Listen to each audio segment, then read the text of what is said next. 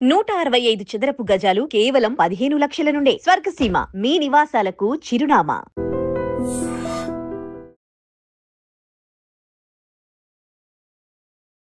Welcome to I dream. నేను ఉదయశ్రీ.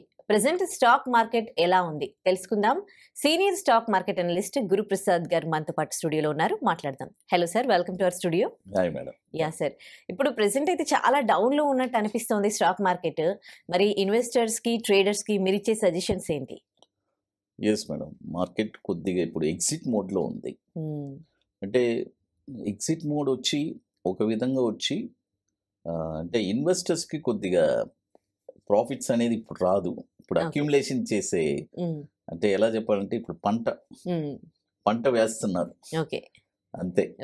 పంట చేతికి రావడానికి టైం పడుతుంది, కొద్దిగా టైం పడుతుంది. ఇప్పుడే ప్రాఫిట్ ఎక్స్పెక్ట్ చేయకూడదు, అట్లా హోల్డ్ చేసి ఉండమంటారా? హోల్డ్ చేయాలి.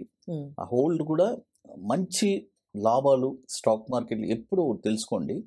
స్టాక్ మార్కెట్ వచ్చి మనం 10 రూపాయలు ప్రాఫిట్ అడిగితే 100 రూపాయలు ఇస్తుంది. అదేలాగా మనం 100 రూపాయలు ప్రాఫిట్ అడిగితే 10 రూపాయలు కూడా ఇవ్వదు. ఓకే, మనం ఏం అడగనప్పుడు డబ్బులు వస్తుంది మనకి. అవును, అది అంటే మన అడగడంలో తప్పు లేదు. ఓకే, అంటే మన ఎక్స్పెక్టేషన్స్ ఎప్పుడు రీచ్ అవ్వదు, ఇట్ మీన్స్. లేదు మేడం, రీచ్ అవుతుంది. ఇక్కడ 2 కేటగిరీ ఉంది స్టాక్ మార్కెట్లో. ఇప్పుడు నాకు 25 ఇయర్స్ ఎక్స్పీరియన్స్ ఉంది.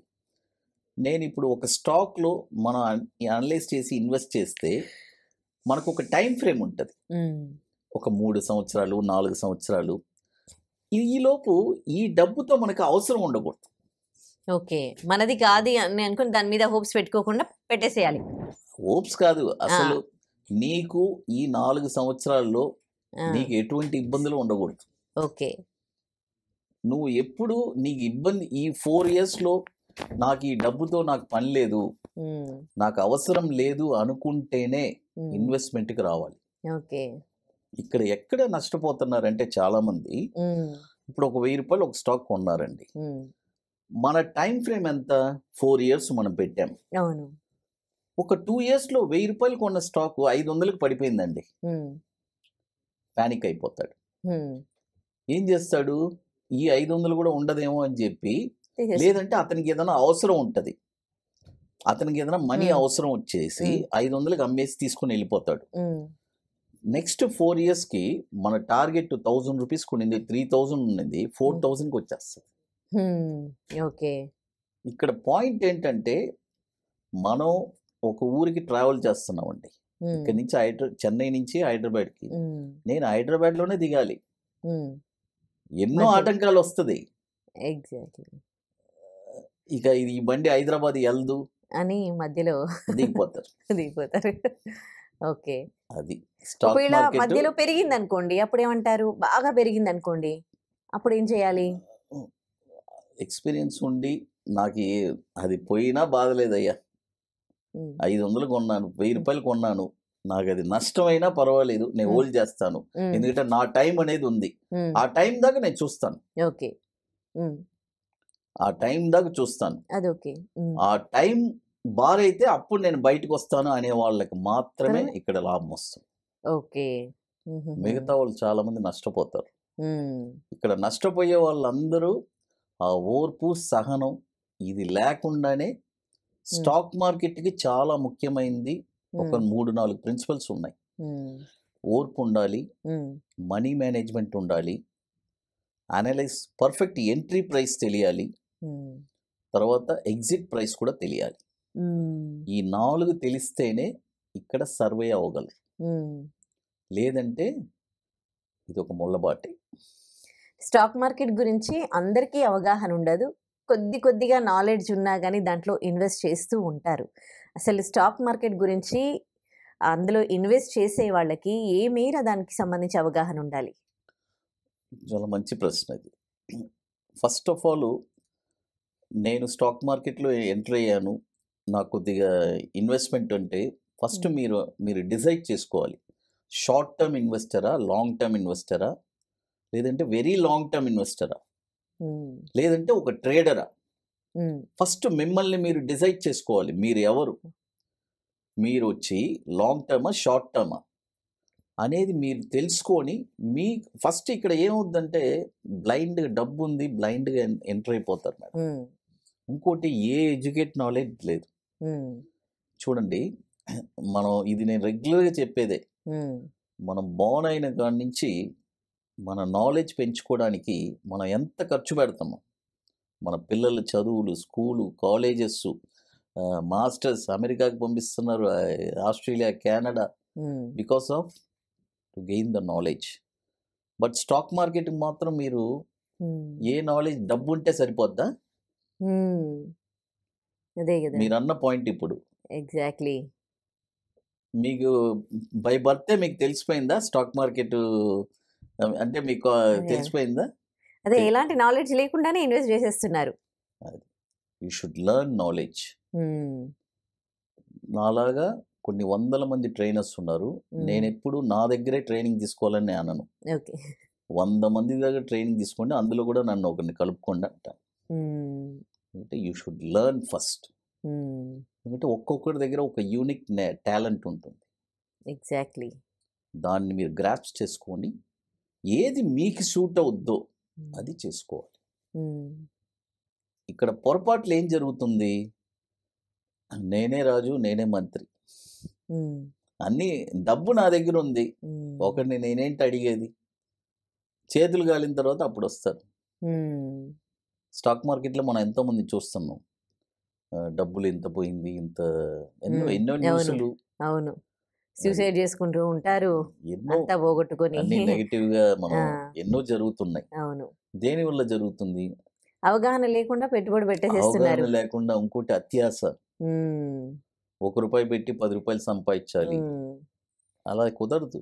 షార్ట్ టైంలో ఎక్కడికో వెళ్ళిపోవాలనుకుంటారు. ఇవన్నీ చాలా అవగాహన ఉండాలి, ముఖ్యంగా యంగ్స్టర్స్ ఉండాలి. ఇప్పుడు ఉండే ఇంకోటి, యంగ్స్టర్స్ కూడా చాలా రాంగ్ స్టెప్ తీస్తున్నారు. మీరు ఇందాక అన్నారు, నేను అసలు ఆ నెగటివ్స్కే పోను.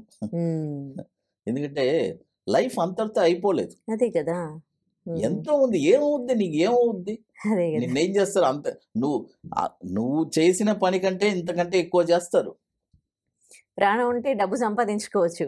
లేదు, నువ్వు చేసిన పని కంటే ఇంకేమన్నా చేయగలరా? అదే కదా, ఇంకెవరేం చేయలేరు కదా. నువ్వు ఇంకెవరన్నా చేస్తే అదే కదా చెయ్యాలి. అది వాళ్ళే చేయని. అంతవరకు ధైర్యంగా ఉండు. ఎగ్జాక్ట్లీ. నీకు చచ్చేదానికి ధైర్యం ఉన్నప్పుడు బతికేదానికి ధైర్యం లేదా? ఆలోచన నీకు లేదా? ఎందుకంటే అదే లైఫ్ ఎంతో ఉంది. ఇవన్నీ వచ్చి ఒక పాజిటివ్గా తీసుకుని వెళ్ళాలి. కానీ లైఫ్ని వచ్చి చాలామంది యంగ్స్టర్స్ ఎంతో మన పేపర్లో చూసినప్పుడు మనకు అనిపిస్తుంది. సరే, ఒక విధంగా చెప్పంటే వాళ్ళందరూ వచ్చి అంతే. ఈ ప్రపంచమే ఉంది. స్టాక్ మార్కెట్ మీరు మళ్ళీ కొత్త లైఫ్ స్టార్ట్ చేయొచ్చు. జాబ్కి వెళ్ళండి, చేయండి. ఇంకో విషయం నేను క్లియర్గా చెప్తానండి, ఇది వచ్చి పర్ఫెక్ట్గా ఒక కోటీశ్వరుల వ్యాపారం. ఈ కోటీశ్వరుల వ్యాపారంలో మనము పోటీ పడి మనకు తగ్గట్టు మనం ప్రాఫిట్స్ చేసుకొని రావాలి. ఇంకోటి, నువ్వు స్టాక్ మార్కెట్లో ఎంటర్ అయ్యేటప్పుడే ఇంకో చాలా ముఖ్యమైన విషయం, అసలు నువ్వు ఈ రూపాయి పోయింది అని అనుకుంటే, పోతుంది అనుకుంటే, నీ ఫ్యామిలీకి ఎఫెక్ట్ అవ్వనంత వరకు నువ్వు చేయాలి. ముందే నువ్వు డిసైడ్ చేసుకోవాలి, నేను ఈ రూపాయి తెస్తున్నాను, ఇది పోయినా కూడా నాకు బాధ లేదు, దీనివల్ల నా ఫ్యామిలీస్ ఎఫెక్ట్ అవ్వకూడదు. కరెక్ట్, చాలా మంచి సజెషన్ ఇది. నా ఫ్యామిలీ బాగుండాలి. అసలు నువ్వు ఎందుకు వచ్చేది? నీ ఫ్యామిలీ బాగుండాలనే కదా నువ్వు వస్తున్నావు స్టాక్ మార్కెట్కి. మరి నువ్వు ఎందుకు అలాంటి డిసిషన్స్ తీసుకుంటావు? కాబట్టి ఇంకోటి నేనేమంటా అంటే, మీకు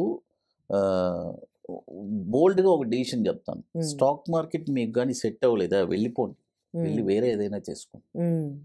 ఎందుకంటే ఇది వచ్చి చాలా టఫ్ అయిన బిజినెస్సే, కొంచెం రిస్క్ తీసుకోవాలి.